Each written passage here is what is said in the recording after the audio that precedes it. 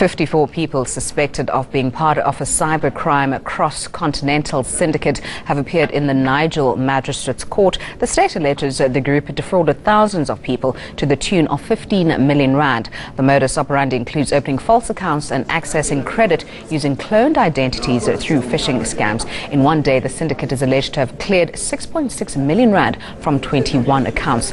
The suspects face multiple charges of fraud, theft, money laundering and racketeering. The case has been postponed until the 26th of November for further investigations. Let's discuss this further now. We're joined by the director at Wolfpack Information Risk, Craig Rosewarne. Craig, afternoon. Thank you so much for joining us. 54 people in court today. How prevalent is this? So this is part of a bigger picture that we're seeing globally, where we're not talking about cybercrime, but this is part of a bigger threat category called cyber threats. Cybercrime is very much focused on financial theft. We have another area called cyber espionage, which is focused on stealing information, whether it's corporate or government information. And then we have cyber warfare, which is very much around bringing down a country's national infrastructure. And these are three trends that are now very prevalent in any country on the globe. Yeah. And here in South Africa? So here in South Africa, we're seeing a large increase in cybercrime. So as part of that, we did a research report end of last year to look at how bad it is in South Africa. And we have a number of stats that we were able to put forward. One of them, if we just pick on phishing, which was the case that we saw here, we were given stats that over a 1.5 year period, 10,000 victims in South Africa fell victim to phishing and lost an average of 94 million rand for that attack alone. So we're talking quite big numbers, and that's just for the average citizen. Yeah.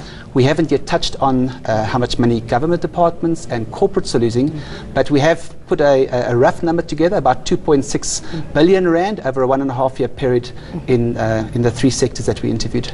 So what measures or steps can individuals or corporates or state departments, as you say, take to protect themselves and their information? The challenge is the attacks are just coming from all sides, and this is really something that has to be addressed at both the national level, at a company level, and also as an individual you have to take precautions. The good bit of news is that we are seeing a number of initiatives taking place in South Africa within our government. So, for example, within the police department, the Hawks, for example, are gearing themselves up.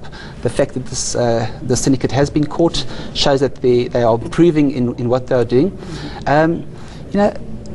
Unfortunately, it's not enough. Yeah. And we really have to join hands as both public and private institutions to actually look at addressing this at a much higher level. But on a simple level, as an ordinary citizen, what can I do to protect myself as I do online transactions? What should I look out for? You really have to try and cover yourself as much as possible. So, for example, if you're doing online banking, you need to take the advice of what the banks are saying to you, and it's there for a reason. The banks offer free software that you need to load. It's there to protect you, and it's also to protect them. If you don't follow those rules, then you will end up losing the money yourself. I think the best advice I can give is just to be totally suspicious of any sort of really good-looking deals that come your way. Make sure that your machines are updated constantly with the latest versions of whatever software, and just be vigilant. And we are driving a number of public awareness initiatives. We have a site going live pretty soon, alertafrica.com, which is going to collate a number of scams and different types of threats out there. So that is something that we are busy with to try and assist at that national level. All right. Thank you so much, Craig Rosewarne from Wolfpack Information Risk. Now the news now. Matric trial exams at some schools in KwaZulu-Natal are set to get